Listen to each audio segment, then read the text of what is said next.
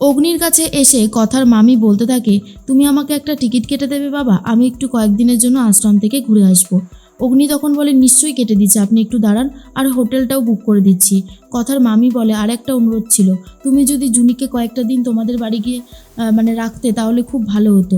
তখনই অগ্নি বলে, হ্যাঁ নিশ্চয়ই, কেন না, আমি জুনিকে তো নিয়ে যাব, আগেই বলেছিলাম। অগ্নি তার মামির সমস্ত কথা শুনে এগুলো দেখে কথার খুব ভালো লাগে আর বলে, পাচক মশাই কেমন যেন বদলে গেছে, অনেক দায়িত্ব নিতে শিখে গেছে ইদানিং। আর এর মধ্যেই সবাই মিলে বেরোচ্ছে রেডি হয়ে, কারণ আজকেই কথার মামার কাজ, সেই জন্য শশীভূষণ সমস্ত বাজার করে নিয়ে এসেছে আগে থেকেই। আর তার মধ্যেই প্রি তখন বলে, তোমরা সবাই এগো তাহলে, আমি একটু যাই, অফিস থেকে ঘুরে আসি। সবাই শুনে চমকে যায় যে প্রি অফিস যাবে মানে, বুঝতে পারছি না। লেখা তখন বলে, এই তুই অফিসে যাবি মানে, তোর কোন অফিস রয়েছে? তখনই প্রি বলে, আরে কলেজে যাব বলতে গিয়ে অফিস হয়ে গেছে, সরি।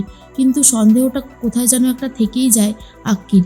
এর মধ্যেই আক্কি ফোন করেছে অগ্নিকে আর বলে, আমরা সবাই বেরোচ্ছি, আর কিছু লাগলে বলিস।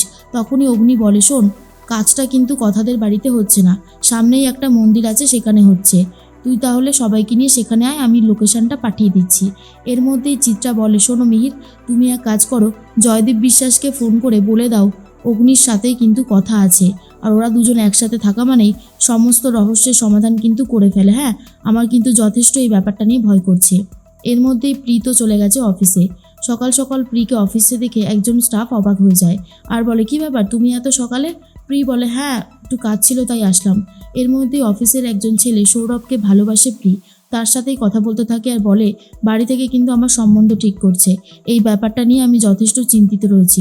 সৌরভ তখন বলে, আরে বাবা, সব ঠিক হয়ে যাবে, তুমি এত চিন্তা করছো কেন, আমি আছি তো, তুমি একদম ভেবো না।